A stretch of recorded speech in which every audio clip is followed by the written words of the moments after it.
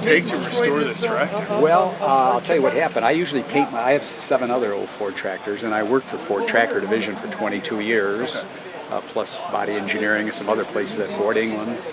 But I got into tractors about 15 years ago, and I've been buying and selling, and I've got a pretty nice collection of Ford tractors.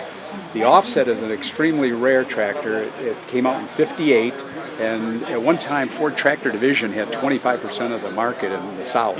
These were used on tobacco farms in the South, and they're innovative because the body is offset, steering wheel is offset 8 inches from center, and it was so that the farmer could see the rows he's cultivating. He had clear vision of the front of his tractor.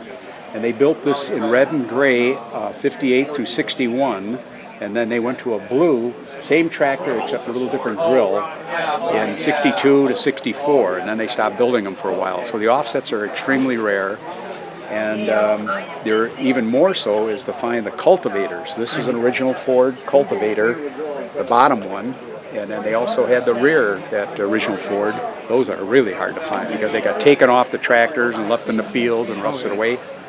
And even though the tractors are very hard to find, the cultivators are even harder to find. When I'm used to Ford tractors being blue and gray. Right, yes, So later on. Yeah. This one's not very unusual because it also has a Sherman transmission.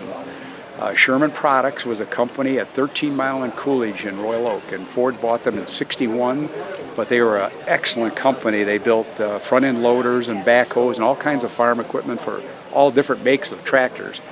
But the Sherman transmission, on the side here, if you want to see it, right here, gives us like an overdrive. It'll do this tractor will do 25 miles an hour on the road in high gear. And it also will slow it down, but it goes from 4 speeds to 12 speeds forward.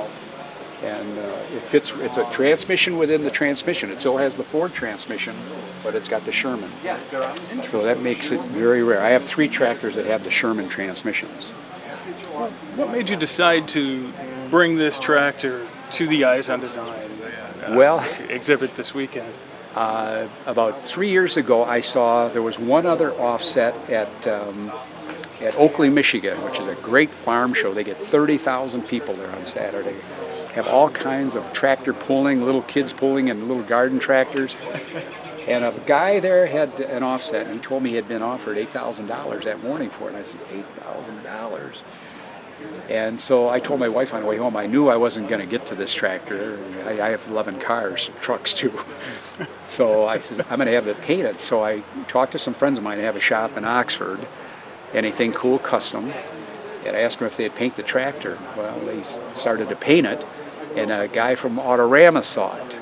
And he said, I want this tractor in Autorama. This is 2010. So then we had I had to buy all new Firestone tires, it's going to be at Autorama. So he won a first place trophy at Autorama in 2010. Out of 800 vehicles, it was the only farm tractor. And they had it in some class with a bunch of other really crazy vehicles. I think the Batmobile was in the same, but this won a first place. But it's painted much brighter, base coat, clear coat, modern car paint than the original, the way they come out of the factory. So it's over-restored, but it's an eye-catcher, and it's very rare. Like I say, it runs great. Hydraulics work great. A little oil leak, I notice. But so is the show something that you have been to before? Yes. Or? Okay. I've probably been here 5 times with cars. What keeps you coming back then? Oh, it's a great show, and I think I just can't imagine being blind. And we're big supporters of the Leader Dog in Rochester, where we live north of Rochester, so we're big supporters of the Leader Dog. In fact, one of the questions I had for Dr. Heston when I saw him today was, in his opinion, is it worse to have been born blind or lose your sight? And he said, absolutely, if you have your sight and then lose it. A friend of mine's mother lost her sight at 60, and she could not adjust, and life went downhill real quick. But he said young people that are born blind, they adjust to it.